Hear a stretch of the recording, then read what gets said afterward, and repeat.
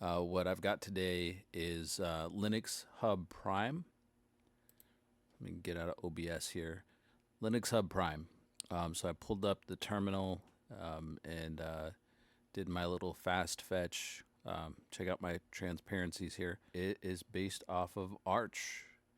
At least that's what I've written down here. And it makes sense because I've had to do things within this distribution that I've only had to do with other Arch-based distributions.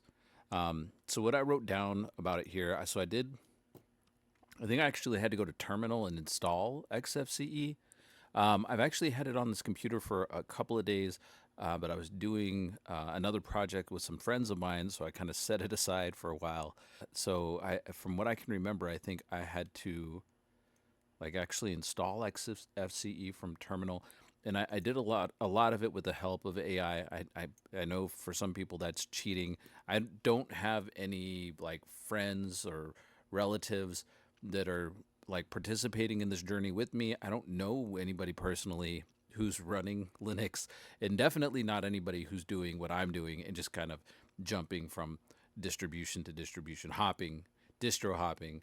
Um, so I'm just kind of having fun all by myself, and I'm getting to share this with you guys, whoever's watching.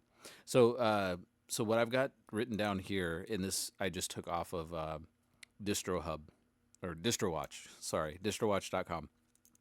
So this is Linux Hub Prime.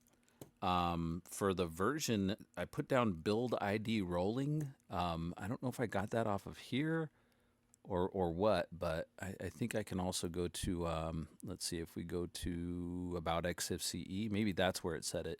Yeah, build ID rolling. So that's the closest I could come up with a, like a version. Um, Currently, so I'm running the XFCE desktop on this, and I'm pretty positive I had to install that myself. And it well, maybe I didn't have to install XFCE again. It's been a couple of days, so I'm going to try to remember this. I think maybe XFCE was already on here. I think what I had to install, because I couldn't find any way to install applications, I believe it had some kind of software manager, but I couldn't really figure out how to get it to work. So what I ended up doing, so I've got this a combination of this Arch-based Linux distribution with my XFCE desktop, and then I ended up just because I figured this out. I think when I was running another Linux distribution that wasn't running KDE, is I think I can pretty much install KDE's Discover Store on any distribution, any desktop. So I'm not sure where it put it on here. Maybe under internet or maybe under system. Discover. It's LMMS. There we go. So yeah, I'm pretty sure. Yeah, I think that's what that trash can means. It's yeah. So it gives me an option to remove. I already have it installed, but that's the Discover Store. It's a really easy way to download applications.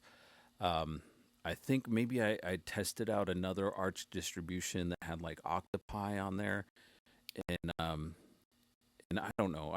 Like again, I'm very new to this, so if you're following along with me, this is just my journey on discovering Linux and all the cool things about it. But I'm pretty sure I tried a version, and I think the way to install applications that I found worked with that distribution was something called Octopi, but I think that was like pre-configured with the distribution that I had. This one I couldn't find that, and I'm just way more familiar with KDE's Discover Store. I mean, you saw me pull it up. It's just super easy to use. Mess with the settings to get it so it's transparent, so you can kind of see through it a little bit, so you can see a little bit of the the desktop still. It's kind of looking. It's like you're looking through a tinted window almost, but you can easily see what's still in the window itself. And this is fast fetch. You see, I just typed in the command there. This is something I also had to install, but it just gives you some of my system's information here on like what I've got. So like you can see here, it's an Elitebook 8440p. I think shows here like my disk drive, the version of XFCE that I've got installed. I thought it even showed memory. Yeah, so it even shows my RAM. So I've got 8 gigabytes of RAM on here. It's currently using 666 megabytes. That's an interesting number. Anyway, let's just check off my list of what I got installed on it. So I said, can it install and run OBS?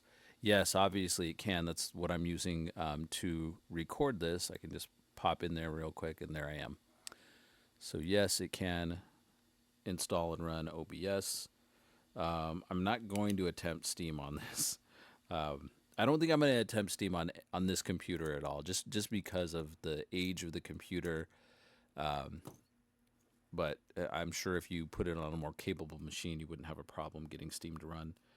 Kdenlive is a yes. I think I already have that installed. Yeah, Kdenlive is right there.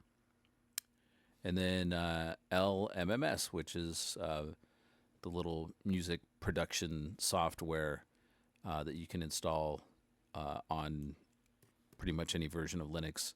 I'm pretty positive it's available for Windows as well. I don't know if it's available for Mac, but it's just a free, basically like a music studio. So here's the synthesizer. Yeah, I'll just close out of that. I'm not going to save anything. And with that, I'm going to stop talking and cut this video short. Hopefully this machine has been able to keep up with me as I rant on. I'll try to edit this down. Yeah, that's just where I'm at. This has been Linux Hub Prime, and I am, thank you, happy to be here. Just be sure to like, comment, subscribe, leave a comment. I think I just said that. Leave a recommendation, and just what your thoughts are about these videos. But with that, good night. Peace.